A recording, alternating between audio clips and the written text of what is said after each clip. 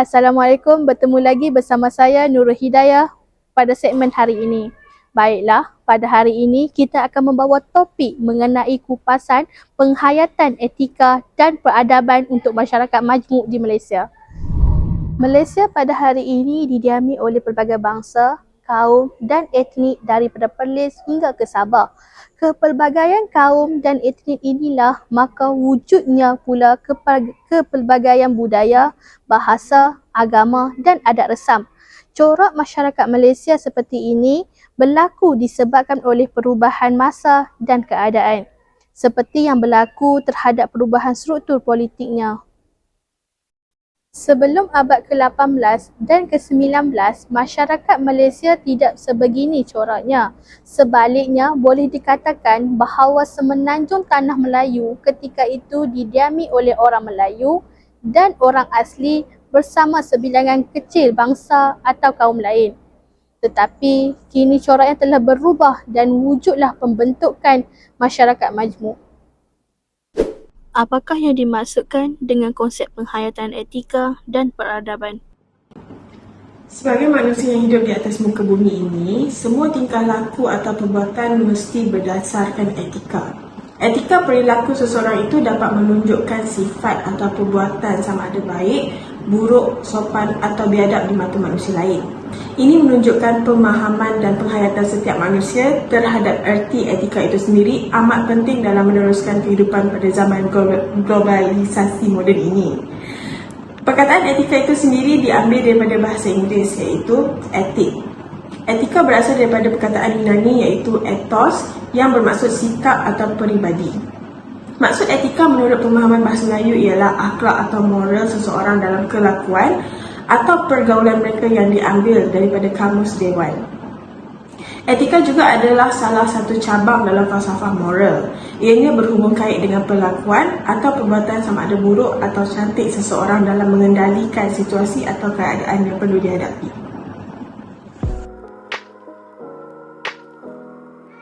Kita sedia maklum bahawa Malaysia mempunyai masyarakat yang pelbagai dari segi bangsa, budaya dan agama. Namun, di manakah titik bermulanya perkara ini berlaku?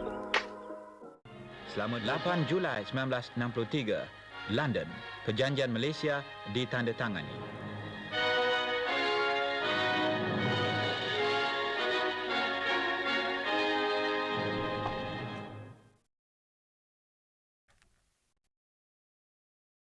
Sejarah pembentukan masyarakat majmuk di Malaysia bermula sejak zaman penjajahan British. Pada awal abad ke-19, pihak British telah memperkenalkan sistem ekonomi kapitalis di tanah Melayu dengan memperkenalkan tanaman seperti getah, kelapa sawit dan biji timah untuk tujuan perdagangan. Para pekerja dari India, China dan seluruh Asia Tenggara diimport untuk bekerja di ladang-ladang tersebut. Jadi, bagi menguruskan pekerja-pekerja ini, pihak British telah mengasingkan mereka mengikut kawasan-kawasan yang berbeza. Kawasan-kawasan ini dikenali sebagai kampung dan menjadi pusat perkampungan masyarakat tersebut. Kedatangan para pekerja dari luar ini telah menyebabkan peningkatan jumlah penduduk yang berbeza-beza etnik dan agama di tanah Melayu. Penjajahan British juga telah memperkenalkan sistem pendidikan moden di tanah Melayu yang telah membawa impak besar pada sosial masyarakat Malaysia kini. Sekolah-sekolah ini telah membuka pintu untuk peluang pendidikan yang lebih luas dan lebih adil bagi semua masyarakat Malaysia. Ketika Perang Dunia Kedua berakhir, terdapat dorongan kuat untuk memperjuangkan kemerdekaan tanah Melayu. Persatuan Rakyat Malaysia telah dibentuk untuk memperjuangkan kemerdekaan negara yang dipimpin oleh tokoh-tokoh seperti Tunku Abdul Rahman, Tun Razak dan Tun Dr. Mahathir Mohamad yang akhirnya diperoleh pada tahun 1957. Secara keseluruhannya, sejarah pembentukan masyarakat majmuk di Malaysia adalah hasil daripada campur tangan dan pengaruh penjajah British dalam ekonomi dan sosial. Sejak akhir abad ke-18, abad ke-19 dan awal abad ke-20, perhijrahan besar-besaran populasi besar dari China dan India telah membawa perubahan ketara dalam struktur demografi dan sosial tanah Melayu, terutamanya di negeri Selat dan tanah Melayu. Pertambahan penduduk ini dapat dilihat dalam tempoh 1 dekad. Sebagai contoh, pada tahun 1891 sehingga 1901, kajian mendapati kadar pertumbuhan penduduk Persekutuan Melayu meningkat sebanyak 34.9% sahaja berbanding 83.4% bagi kaum Cina dan 188.8% bagi kaum India. Kesepaduan dalam kalangan masyarakat majmuk Malaysia sedari zaman pemerintahan British hingga ke zaman moden merupakan cabaran yang kompleks dan memerlukan usaha yang berterusan dari semua pihak.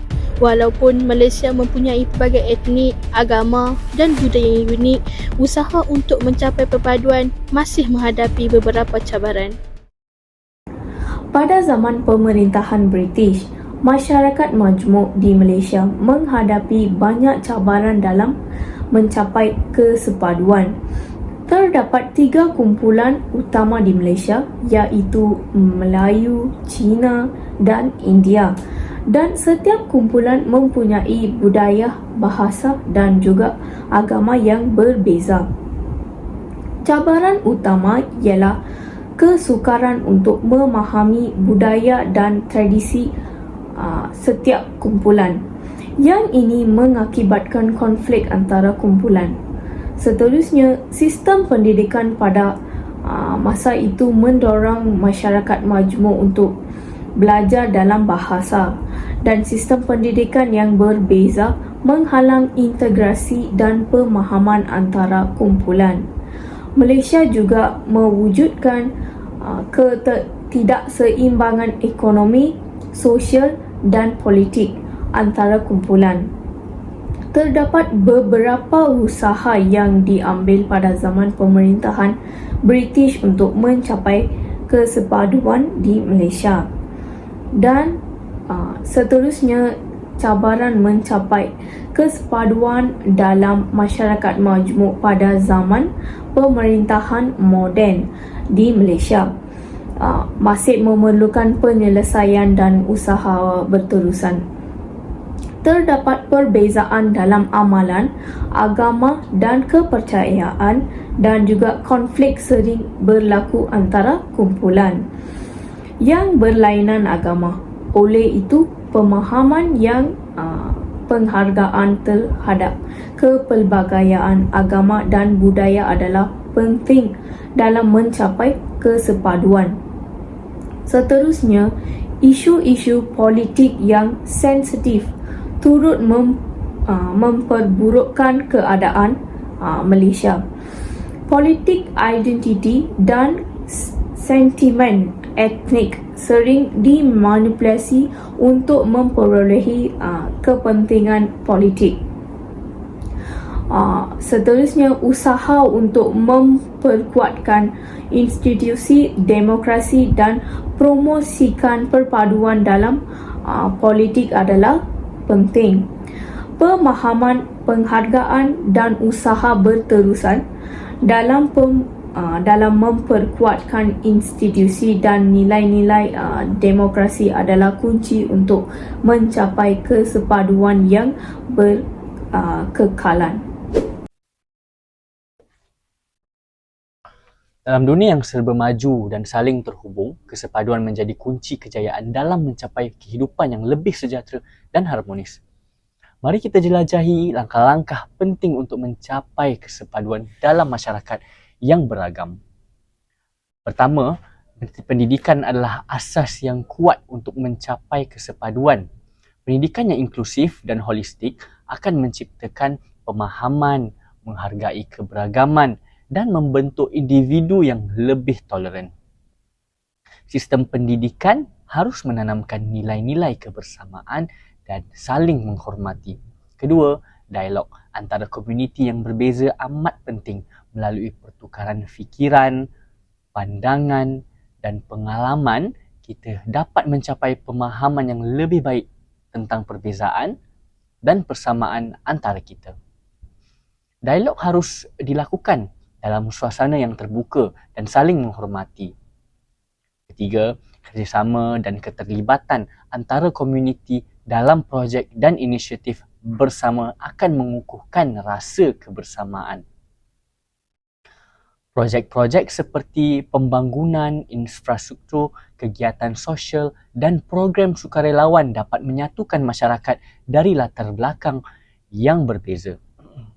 Keempat, media dan teknologi memainkan peranan penting dalam mencapai kesepaduan.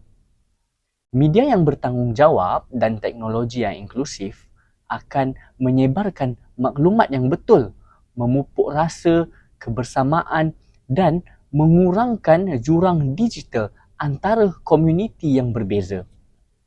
Yang terakhir sekali, pemerintah dan pemimpin masyarakat harus memimpin dengan teladan dan memastikan keadilan dan kesaksamaan dalam peluang dan sumber daya. Rasa keadilan dan kesaksamaan akan menciptakan masyarakat yang lebih kuat dan bersatu.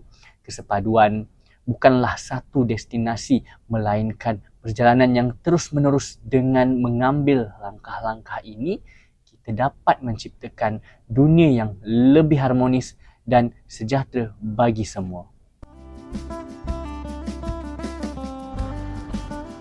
Sebagai rakyat di bawah satu bumbung Malaysia, diharapkan agar dapat bersatu padu dan mengambil iktibar di atas apa yang rakyat kita telah ketempuhi pada masa lalu dan bersama kita menjaga apa yang kita kecapi pada masa kini.